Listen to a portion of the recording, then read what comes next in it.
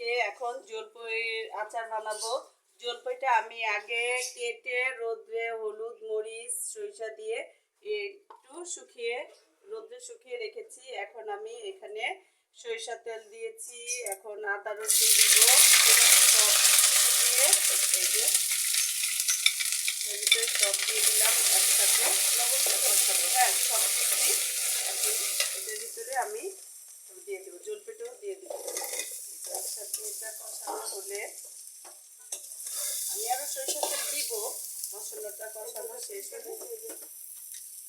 শেষ হলে তারপরে আমি দিব, সিলটা তারপরে দিব, কারণ মশলাটা ভিতরে যেতে হবে।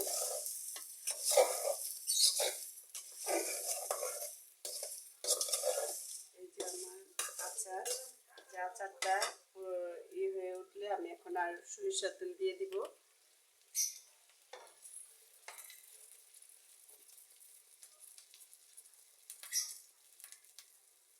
পরিমাণে সরিষার তেল দিয়ে দিলাম। এটা বলক উঠলে আমি এটার ভিতরে দিব। এখন সিলকাটা একটু পরে দিই নামানোর আগে। এখন আমি দিব এটার ভিতরে এই যে পাঁচফোড়ন শুকনা ভেজে তারপরে গুঁড়ো করে নিচ্ছি। এই যে আমি পাঁচফোড়নটা দিয়ে দেবো, পাঁচফোড়ন দিলাম। একটু আমি এই যে গুঁড়ো মরিচ গুঁড়ো, শুকনো মরিচ গুঁড়ো করছি ভেজে।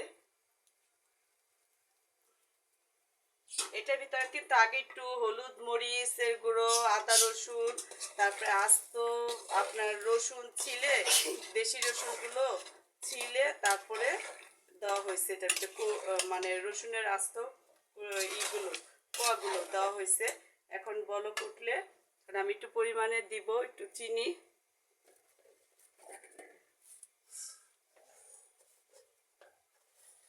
এই যে একটু স্বাদের জন্য চিনি দিয়ে দিলাম, লবণও দেওয়া হয়েছে। এখন দিব আমি সিলকাটা দিয়ে বলক উঠতে, একটু জাল হলে নামানো, বলকটা উঠলে সিলকাটা দিয়ে নামানো হয়।